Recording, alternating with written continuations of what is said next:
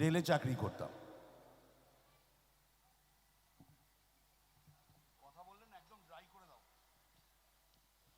তো রেলে চাকরি করাকালীন আমাকে অনেক জায়গায় চাকরি করতে যেতে হয়েছে। প্রথম যেখানে চাকরি করতে গিয়েছিলাম সেটা হচ্ছে চিত্তরঞ্জন লোকোমোটিভ ওয়ার্কস, মানে যেখানে ওই রেল ইঞ্জিন তৈরি হয় সেইখানে। তা আমি যেহেতু অভিনয় করতে ভালোবাসতাম, ওখানে একটা থিয়েটার দল খুঁজে বার করেছিলাম। সেই দল থেকে আমরা বিভিন্ন জায়গায় থিয়েটারের কম্পিটিশনে যেতাম। বরাকর, কুলটি, রানীগঞ্জ, শ্রীরামপুর, চন্দননগর, খড়গপুর, সব বিভিন্ন জায়গায় আমাদের যেতে হতো। তো যেতাম মানে সবাই মিলে দল বেঁধে আড্ডা দিতে দিতে গল্প করতে করতে। তো ট্রেনে বসে সেরকম তো কিছু করার থাকে না, আর কিছু করার না থাকলে একটা জিনিস আমার বরাবর ইচ্ছে করতো, ট্রেনে যা ওঠে তাই খেতে। সে ছোলা হোক, বাদাম হোক, লজেন্স হোক, শশা হোক, যা ওঠে তাই মনে হয় খাই। আর একটা জিনিস আমার খুব ভালো লাগতো, ট্রেনে যারা জিনিসপত্র ফেরি করে তাদের বিক্রি করার স্টাইলটা আমার খুব ভালো লাগতো। মানে ভোরবেলা থেকে শুরু হয়ে যায়, জানেন তো, মানে ভোরবেলায় যেরকম ভৈরব ডাক হয় না, তার না ঠিক তেমনি দেখবেন ভোরবেলায় ট্রেন গিয়ে যেই না একটা স্টেশনে লাগলো অমনি দেখবেন শুরু হয়ে যাবে চায় এই যায় যায়, এই দিয়ে দিন শুরু। এরপর বেলা বাড়লে এক একজন ফেরিওয়ালা এক এক রকম স্টাইলে এক একটা জিনিস বিক্রি করতে আসে।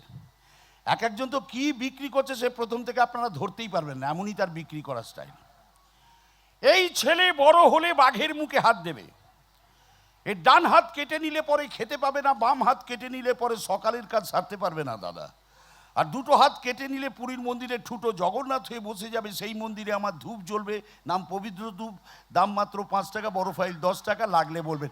ও এমন জায়গা দিয়ে শুরু করে এমন জায়গায় গিয়ে শেষ করে ধরতে পারা যায় না। কিছুদিন আগে তো বাদাম বাদাম শুনলেন আপনারা।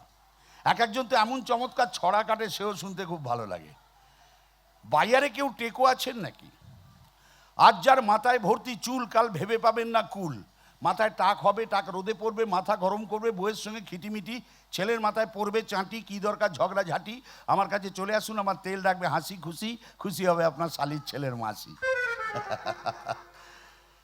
যাই হোক, সেই রেলের চাকরিতে ইস্তফা দিয়ে আপনাদের খরাজ আপনাদের সামনে অভিনয় করতে ভালোবাসি বলে পরবর্তীকালে সিনেমা জগতে এসেছি।